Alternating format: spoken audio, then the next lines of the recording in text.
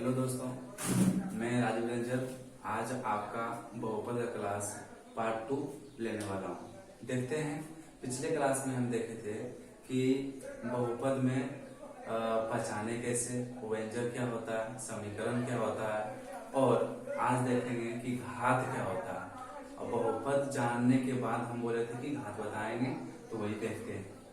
तो मान लेते हैं एक समीकरण लिखते हैं, x square plus x minus 3 बराबर 0। तो इसमें पूछेंगे कि घात क्या है, तो हम क्या बोलते थे कि चर के जो पावर मैक्सिमम हो, चर के जो ऊपर लिखा गया हो और ज्यादा हो। तो चर देखो यहाँ क्या है, एक्स, एक्स यहाँ भी है, मतलब जो क्लियर हो गया था पिछले क्लास में। चर क्या है, एक्स है, और इसके जो ऊपर है कितना है, 2, इसके ऊपर कितना, 1, मैक्सिमम कितना है तो 2, तो इसका घात कितना होगा, 2। उसी प्रकार से लिखते हैं 3x³ minus 4x square plus 4 equal to 0। तो यहाँ पूछेंगे घात कितना है, तो क्या देखेंगे, फिर से यहाँ देखेंगे चर क्या है, तो x है।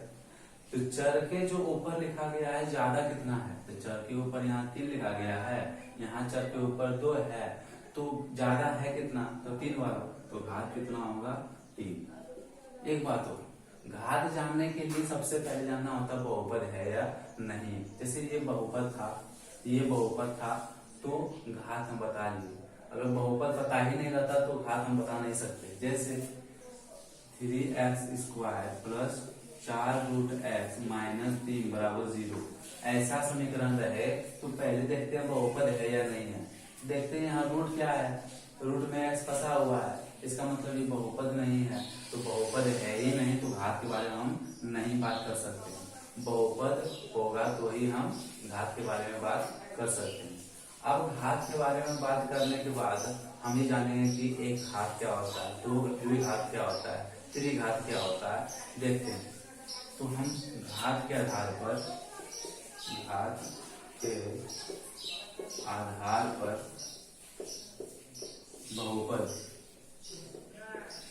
बहुपद को बांट रहे हैं। देखते हैं घात के आधार पर क्या कर रहे हैं, बहुपद को हम बांट रहे हैं। तो इसमें होता है एक घात वाला, यहाँ होता है द्विघात, 2 घात वाला, और यहाँ होता है त्रिघात यानी कि 3 घात वाला। तो एक घात वाला मतलब जहाँ घात कितना हो, 1 हो, घात कितना हो, 1 हो। द्विघात यानी कि घात कितना हो, 2 हो। त्रिघात मतलब घात कितना हो, 3 हो। तो देखेंगे घात 1, घात 2 और घात 3। जब घात 1 रहता है उसको बोलते हैं एक घातीय बहुपद, जब घात 2 रहता है उसको बोलते हैं द्विघातीय बहुपद, जब घात 3 रहता है उसको बोलते हैं त्रिघातीय बहुपद। जैसे हम बताएंगे उदाहरण के साथ, उदाहरण एक घातीय बहुपद क्या होता है, तो जहां घात क्या हो, 1 हो। जैसे 3x प्लस 5, 3x प्लस 5। सबसे पहले बहुपद है कि नहीं है, हाँ है, क्योंकि x के पावर जो है, x के घात जो है 1 है, और x के मतलब जो वेरिएबल है, जो चर है, चर के घात अगर 1 होता है उसको कहते हैं एक घातीय बहुपद। यहाँ चर के घात कितना है, 1, इसलिए ये क्या है, एक घातीय बहुपद। दूसरा उदाहरण लेते हैं, जैसे लिखेंगे x प्लस 5, तो ये भी क्या इक्वल टू 0 मान लेते हैं। तो यहाँ चर क्या है, x है, उस पे घात कितना है, 1 है, इसलिए ये क्या है, एक घातीय बहुपद। और लिखना चाहेंगे क्या लिख सकते हैं, 7/3 x प्लस, या तो माइनस भी लिख सकते हैं, कोई जरूरी नहीं है, इक्वल टू 0। तो ये क्या है, यहाँ चर कितना है, x, और चर के ऊपर क्या है, 1, इसलिए इसको बोलते हैं एक घातीय बहुपद। मान लीजिए सामान्यता लिखने बोलेगा, जनरल इक्वेशन, सामान्य समीकरण लिखने बोलेगा सामान्य रूप से, तो कैसे लिखेंगे, तो इसको मतलब एक घात को कैसे लिखेंगे, ax प्लस b बराबर 0। ये सामान्य रूप है, ये सामान्य रूप है, इसका सामान्य रूप है, इसका एक घातीय बहुपद का सामान्य रूप है।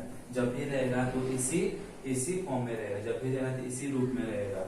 यानी कि यहाँ जो चर x है उसके ऊपर हमेशा 1 ही होगा, उसके ऊपर हमेशा एक ही घात होगा। इसका सामान्य रूप ax प्लस बी बराबर 0 है, और जहां a बराबर नहीं होगा 0 के, a के जगह पे हम 0 कभी भी नहीं रख सकते। a के जगह पे 0 हम कभी भी नहीं रख सकते। देखते हैं क्यों नहीं रख सकते। मान लेते हैं ax प्लस बी बराबर 0 है। अब मान लेते हैं कि a के जगह पे 0 रख के देखते हैं। यहाँ क्या बोला है कि a के जगह पे 0 नहीं हो सकता है। मान लेते हैं a के जगह पे 0, क्या दिक्कत है देखते हैं। तो a के जगह पे हम 0 रखे थे, 0 गुना x प्लस बी बराबर 0, और 0 गुना x 0 प्लस b बराबर 0, तो b बराबर 0। यानी कि ये b जो क्या है, b है अचर, कांस्टेंट। तो हम चाह रहे थे बनाना क्या, एक घात वाला बहुपद, लेकिन यहाँ एक घात वाला कहीं पहले चर दिख रहा है, नहीं दिख रहा है। चर नहीं दिख रहा मतलब कितना, घात कितना होगा, 0 होगा। तो इस केस में इस तरह में सामान्य रूप इसका ax प्लस बी ही होगा, और a बराबर 0 नहीं होगा। a बराबर 0 इसलिए नहीं होगा क्योंकि हम बनाना चाह रहे थे एक घातीय बहुपद, लेकिन ये बन जाता है क्या चीज, अचर बहुपद। तो ये बात का ध्यान रखना, बहुत इंपॉर्टेंट है। दूसरा देखते हैं, घात अगर 2 हो उसका उदाहरण क्या होगा। जैसे हम लिखते हैं पहला 2x square plus 4x minus 3 बराबर 0। तो इसमें देखते हैं चर क्या है, तो चर ये x और x बहुपद है या नहीं है, तो बहुपद तो है ही। तीसरा बात कि ये इसमें जो चर है उसके ऊपर जो है मैक्सिमम कितना है, ज्यादा कितना है। तो यहाँ 2 है, यहाँ 1 है, तो ज्यादा कितना है 2, और ज्यादा 2 है मतलब घात तो 2 है, और घात अगर 2 होता है उसको बोलते हैं द्विघात समीकरण, द्विघात बहुपद। तो ये वाला क्या है, द्विघात बहुपद। दूसरा एग्जांपल लेते हैं, मान लेते हैं लिखा हो x square plus 3x plus 4 बराबर 0। ये भी क्या है, द्विघात बहुपद है, क्योंकि चर के जो ऊपर है कितना लिखा हुआ है, 2 लिखा हुआ है। इसका जो समान रूप से हम इसको भी लिख सकते हैं, समान जनरल इक्वेशन इंग्लिश में बोलते हैं। तो समान रूप से इसको कैसे लिखेंगे, तो इसी प्रकार जिस प्रकार यहाँ लिखे हैं सेम उसी प्रकार वहां लिखेंगे। कैसे लिखेंगे, तो यहाँ x के पावर 1 था, यहाँ 2 कर देंगे, तो ax स्क्वायर, और यहाँ b यहाँ कर देंगे bx plus c is equal to 0, जहाँ a b c क्या है, अचर है, x क्या है, चर है, घात कितना है 2 है, और ये क्या है, द्विघात बहुपद है। अब यहाँ से यहाँ भी एक कंडीशन लगा होता है कि a बराबर 0 नहीं होगा। आप रख के दे सकते हैं, अगर a के जगह पे 0 रखते हैं तो ये पूरा क्या होगा, पद क्या होगा, 0 हो जाएगा, और पूरा पद 0 होगा, बचेगा ये वाला, और ये है क्या, तो एक घातीय बहुपद है। तो हम चाह रहे थे बनाना क्या, द्विघात बहुपद। जैसे a रखेंगे तो बन जाता है एक घातीय बहुपद। इसका मतलब कि a 0 के बराबर नहीं होगा। तीसरा देखते हैं त्रिघात वाला।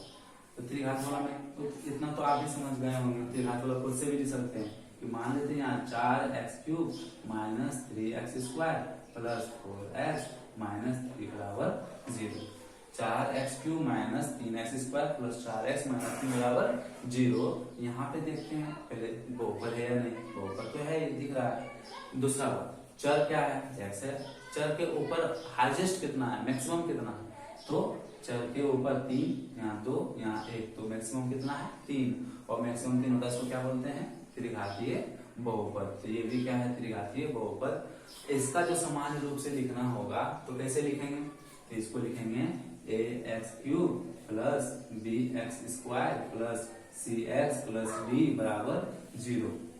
ax³ plus bx square plus cx plus d बराबर 0, जहाँ a b c d क्या है, चर है, और x क्या है, चर है।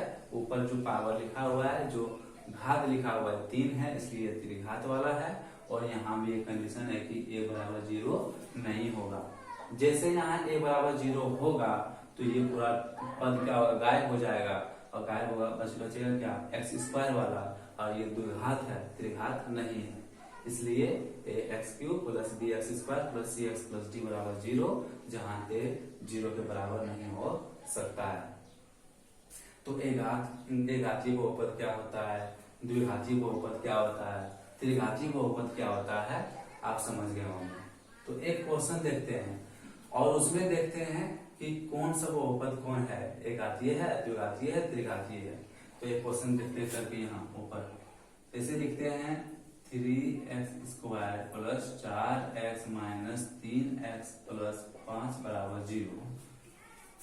तो इसको देखने से पहले डायरेक्टली हमको कुछ बोलना नहीं है कि यहाँ एक घातीय है, द्विघातीय है, त्रिघातीय है, हमको डायरेक्टली नहीं बोलना है। पहले उसको सॉल्व करते हैं, हल करते हैं। हल करने के बाद जो निष्कर्ष निकलता है तो हम उसको बताते हैं। जैसे यहाँ है 3x² plus 4x minus 3x plus 5 बराबर 0। तो यहाँ से देखते हैं कि यहाँ देखने में लग रहा है क्या कि x² है, x² तो मतलब घात कितना है, 2 है। देखते हैं, शायद हो भी सकता है, नहीं भी हो सकता है। तो इसको सॉल्व करें तो देखते हैं ये वाला और ये वाला क्या है, एक जात का लग रहा है देखने में, और जहाँ एक जात का देखने में लगता है उसको क्या करते हैं, जोड़ या घटाव कर सकते हैं। तो देखते हैं यहाँ 3x² ये प्लस ये माइनस, प्लस माइनस क्या होता है, माइनस होता है। तो 4x में से 3x जाएगा, बचेगा 1x, और साइन किसका रहेगा, बड़ा वाला। बड़ा वाला क्या है, 4 है, और 4 के पीछे क्या है, प्लस, तो यहाँ साइन होगा प्लस का, और प्लस 5 लिखा जाएगा इक्वल टू 0। अब इसको बढ़िया से देखें तो ये ऊपर है, बिल्कुल है। चल यहाँ x है, और मैक्सिमम जो घात है कितना है, यहाँ घात मैक्सिमम है 2, इसलिए ये क्या है, द्विघात बहुपद। ये क्या है, द्विघात बहुपद।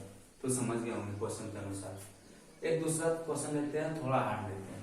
और यहाँ जो आप लोग कुछ कंफ्यूजन होता होगा कि 4x माइनस 3x कैसे करते हैं, तो 1-2 दिन में वो भी वीडियो डाल देंगे, बहुत बेसिक सारा वीडियो डालेंगे धीरे धीरे। इससे दूसरा क्वेश्चन लिख लेते हैं, 3x³ minus 4x² minus 3x³ plus 4 is equal to 0। अब यहाँ आप लोग क्या लगता होगा कि 3x³ देखे तो ये त्रिघात होना चाहिए, लेकिन बढ़िया सॉल्व तो कर लेते हैं। अगर सॉल्व करेंगे और देखेंगे तो त्रिघात होगा तो होगा, नहीं होगा देखते हैं क्या होता है। तो यहाँ से देख रहे 3x³ यहाँ भी है, 3x³ यहाँ भी है, ये प्लस वाला है, ये माइनस वाला है, और दोनों सेम, इसलिए इसको काट सकते हैं। तो बचेगा यहाँ क्या, minus 4x² plus 4 equal to 0। अब क्या लग रहा है आपको, यहाँ से देख रहे थे तो लग रहा था त्रिघात है, लेकिन यहाँ से क्या लग रहा है कि द्विघात है, क्योंकि घात कितना यहाँ है 2, और घात 2 है तो ये क्या होगा, द्विघात समीकरण। तो क्लियर हो गया होगा। तो मिलते हैं नेक्स्ट वीडियो में, देखते हैं अगला क्या होता है।